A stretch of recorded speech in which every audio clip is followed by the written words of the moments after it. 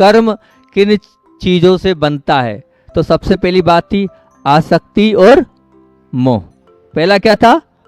आसक्ति और मोह। और दूसरा था वर्तमान पुरुषार्थ में गाफिलता या लापरवाही।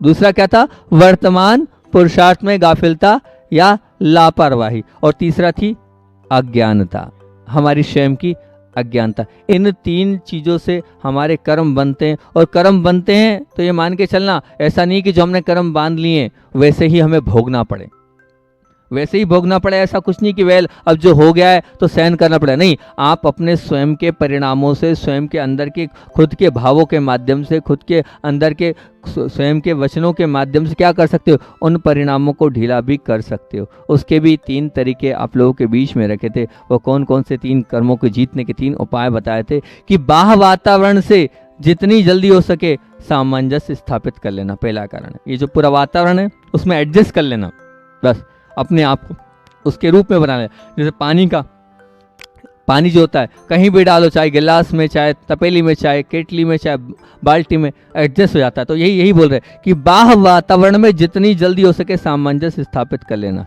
ये पहला कारण। और दूसरा क्या था?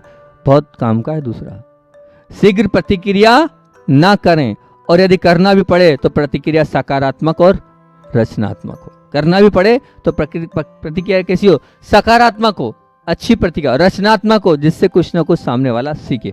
और तीसरा, संसार के घात प्रतिघात से बचने का प्रयत्न करें कि हम संसार के घात प्रतिघात से बचते चले जाएं। घात प्रतिघात से मतलब कुछ हुआ है तो वो जो उसमें टेंशन ना लें, नहीं तो स्वघात होता चला जाएगा। हम जरा सी बात को लेकर विकल्प कर रहे हैं तो स्वघात अपने आप का नुकसान करते चले जाएंगे। तो स्वघात और प्रतिघात की इस प्रक्रिया से हम बचते चले जाएं तो बहुत अच्छा रहेगा। ये 3 बंध के और 3 कर्म के, काय के, मुक्ति के उपाय हम